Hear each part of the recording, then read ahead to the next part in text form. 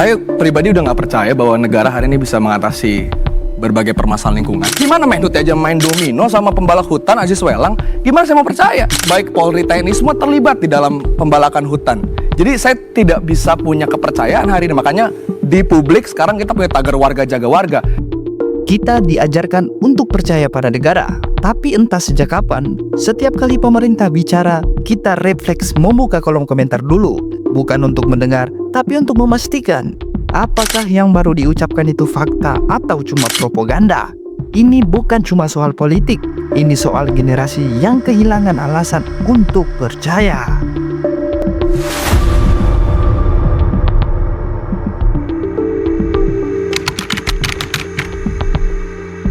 Kita tumbuh dengan janji bahwa negara akan melindungi, bahwa hukum menegakkan keadilan, bahwa media bicara kebenaran.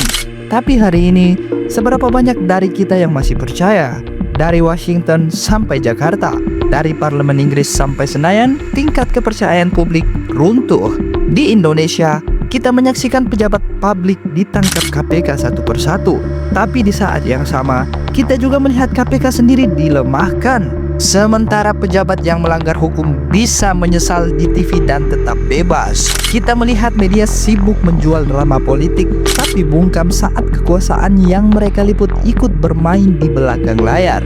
Jadi, apakah generasi kita benar-benar apatis atau cuma muak karena terlalu sering dikhianati? Lembaga Edelman Trust Barometer setiap tahun menanyakan satu hal sederhana. Apakah kamu masih percaya pada institusi di negaramu? Jawabannya terus menurun. Di Amerika, hanya 39% warga yang percaya pada pemerintah. Di Inggris 33%, Jepang bahkan di bawah 30%. Ini yang disebut trust collapse, keruntuhan kepercayaan publik terhadap otoritas. Di Indonesia, polanya juga sama.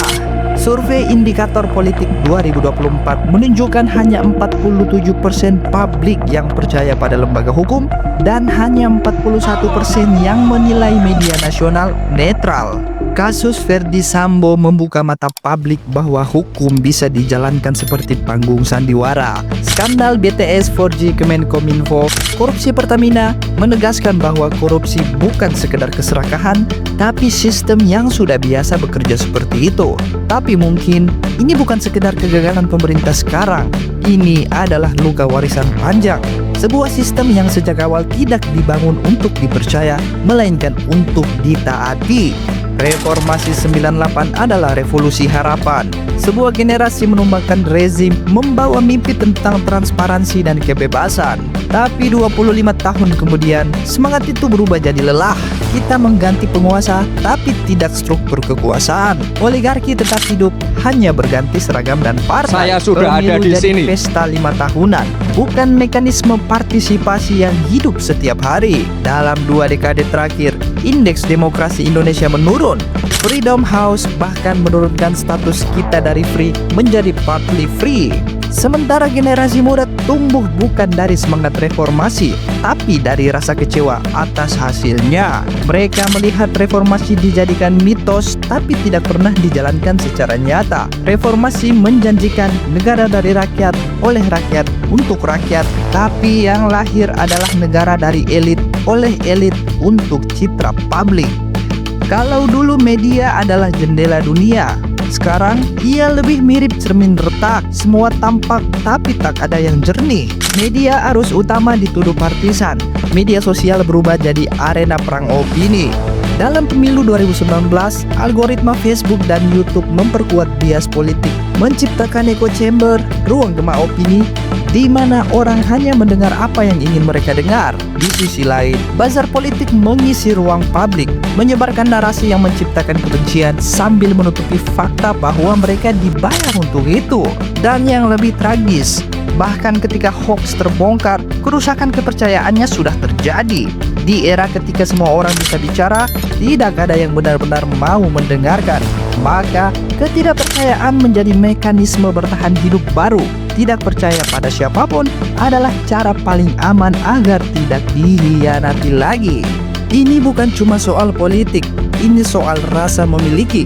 Banyak anak muda merasa negara ini tidak mengenal mereka. tidak dalam kebijakan, tidak dalam narasi, bahkan tidak dalam bahasa. Kita jangan terus mengatakan gelap-gelap. Yang gelap itu di mana? Yang gelap kau yang gelap itu. Saya bilang. Nah, kalau teman-teman berpikir untuk pindah ke luar negeri, saya malah meragukan nasionalisme kalian. Tapi oke, itu pilihan mereka dan kita hargai saja. Toh, kalau satu yang pergi, yang datang 1000 kok. Negara bicara dengan jargon ketahanan pangan, kedaulatan digital, bonus demografi. Tapi di lapangan, harga beras naik, gaji stagnan, lapangan pekerjaan sulit, dan kebebasan berbicara justru makin sempit.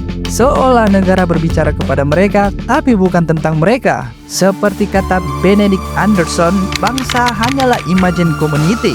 Komunitas yang hidup dalam imajinasi bersama, tapi imajinasi itu kini retak ketika sebagian masyarakat hidup di dunia nyata dan sebagian lain di dunia algoritma dan citra politik. Kita sebagai bangsa mulai kehilangan bentuk, tapi kehilangan kepercayaan bukan berarti kehilangan harapan. Di tengah kekecewaan muncul pola baru, kepercayaan yang dibangun dari bawah. Gerakan seperti Kita Bisa, Watchdog, Bersihkan Indonesia, atau Peta Bencana ID membuktikan bahwa warga bisa bekerja tanpa harus menunggu negara. Kepercayaan bergeser dari institusi ke komunitas, dari janji politisi ke tindakan kecil sehari-hari. Kita percaya pada teman yang mengajar anak jalanan, pada programmer yang bikin situs transparansi, pada relawan yang menanam pohon di kota. Inilah bentuk baru dari kepercayaan, organik, cair, tanpa pusat kekuasaan. Mungkin kita bukan kehilangan kepercayaan, tapi kehilangan alasan untuk percaya. Dan mungkin tugas generasi kita bukan memulihkan citra negara, tapi membangun alasan baru agar negara layak dipercaya. Karena kepercayaan bukan hadiah, ia harus diperjuangkan. Kalau negara gagal membangunnya, kita akan membangunnya sendiri dari bawah, dari kecil, dari kita.